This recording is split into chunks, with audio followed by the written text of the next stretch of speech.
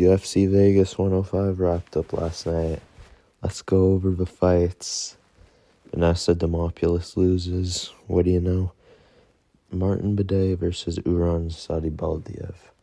Now I thought Sadibaldiev won this fight based on rounds 1 and 3 because he landed a lot better punches in my opinion and more of them. But it was competitive, so second time in a row for Martin Bidet. Last time it was against Arlovsky. He just keeps getting the nod. I'm just thinking what Kennedy and Zachukwu would have done to him. But Victor Henry, he beats Pedro Falcao. This was actually a pretty decent fight. Henry dropped him. He was getting taken down a little earlier, but then he made his way into the fight and progressed. He then defended most of the takedowns and almost finished the fight at the end, or was on his way if there was more time. Loma Lookboom, she kind of unimpressively just beat Estela Nunes by decision by taking her down. Reese McKee, Daniel Frunze. This was war while it lasted. And Daniel Frunze would just kind of come in and get caught by Reese McKee. He got dropped 3 times in the first round. There was a left hook, there was a right, and then there was a jab. So good from Reese McKee. Finally got his UFC win. Diana Belbida, she lost to Dion Barbosa. She was looking all right on the feet, but then just had nothing for a takedown and got arm triangled. So good win by Barbosa. Main card, Torres Finney versus Robert Valentin. Wow. Didn't Torres Finney make this one interesting by throwing 4 significant strikes in the fight? Oh my god. And Valentin, he actually made this, no, he didn't really make it fun, but he was actually trying to hit him. So he honestly could have won this fight. First round, maybe he could win that because some elbows and some punches. He landed a front kick at the start. Finney did a bit more in this round because he landed 4 strikes. And then you gotta give the third round to Valentin because elbows to the side of the head and that. But Finney slammed him. Those were okay, but then just he did absolutely nothing other than that. So Torres Finney, he's getting fed to the wolves after this one, so he's gonna have to make some changes in his game. Valentin, I don't know if he gets another chance. I would. This was a non-fight in my opinion. One judge, something Weeks, he scored it 30-27 for Valentin, so give him a raise. I know it's insane, honestly, but yeah, not much to talk about. Then we had Ode Osborne and Luis Garule. So Ode Osborne won the fight. Actually, after I made my prediction, I'm saying, maybe Ode Osborne wins that one, but he's been having a tough time lately. He almost knocked out Ronaldo Rodriguez, but then he kind of fumbled that finish. Lost the fight. I don't think he lost even. Could have been a draw or a win for him. But even then, Ronaldo Rodriguez, he lost to Kevin Borjas pretty badly. And Luis Garule was 10-0.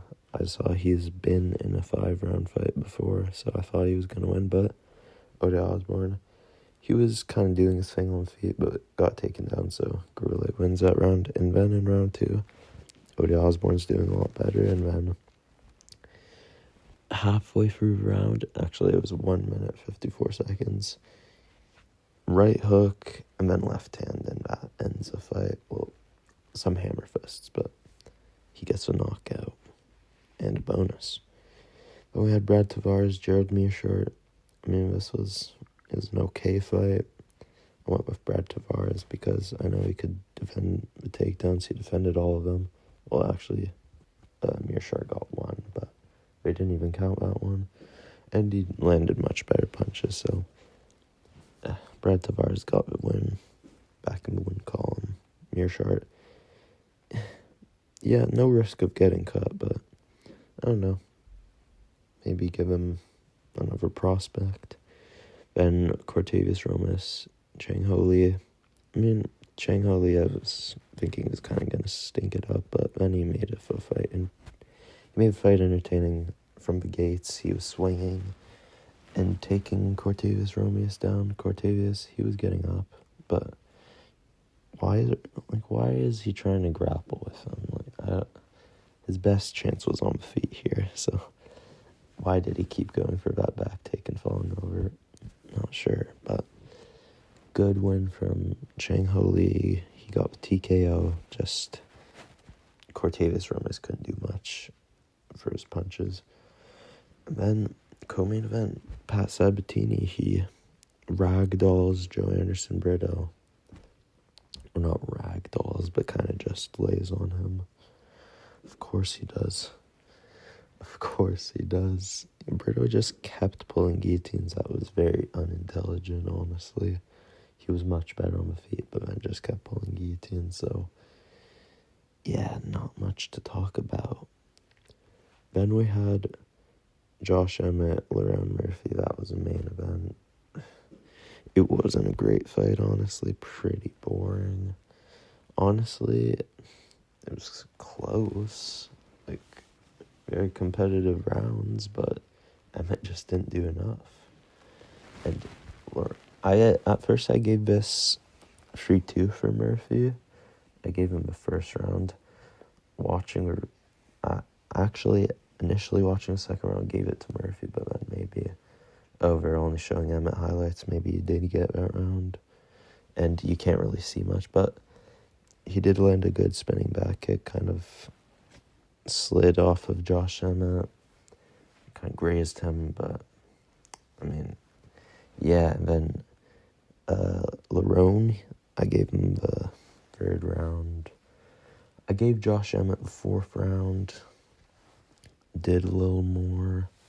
The first round I gave to Lerone because he did land a lot better punches, but Emmett did slam him, and he landed as well. And round 5 I gave to Murphy, just kind of did his thing, coasted. I'm not saying that's his thing, but he just coasted in that 5th round, basically. Not the best performance. I don't really know if you give him somebody above him now.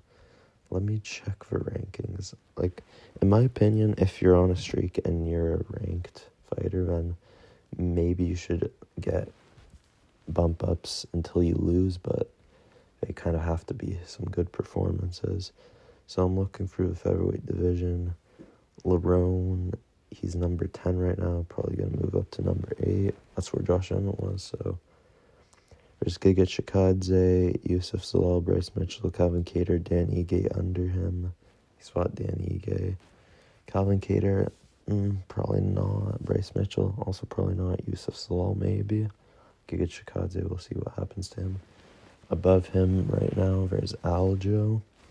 I feel like we're going to do Aljamain Sterling, Arnold Allen in June, around that time frame. There's Ortega, Yair Evluev. I'd say probably the Ortega fight makes some sense right now, I guess. Or honestly, you give him Zalal or something.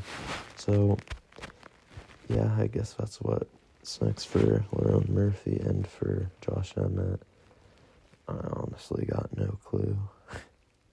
I don't know. So, anyway, that's gonna do it for my recap. Yeah, not a good card. This was a pretty bad card. I said before, I'm gonna say it again. Get out of the Apex. We really don't need it. These cards are bad. They're not good. This is the biggest organization in the sport, and we're getting cards like this. I know the events for next week, we have UFC 314, so that's going to be good.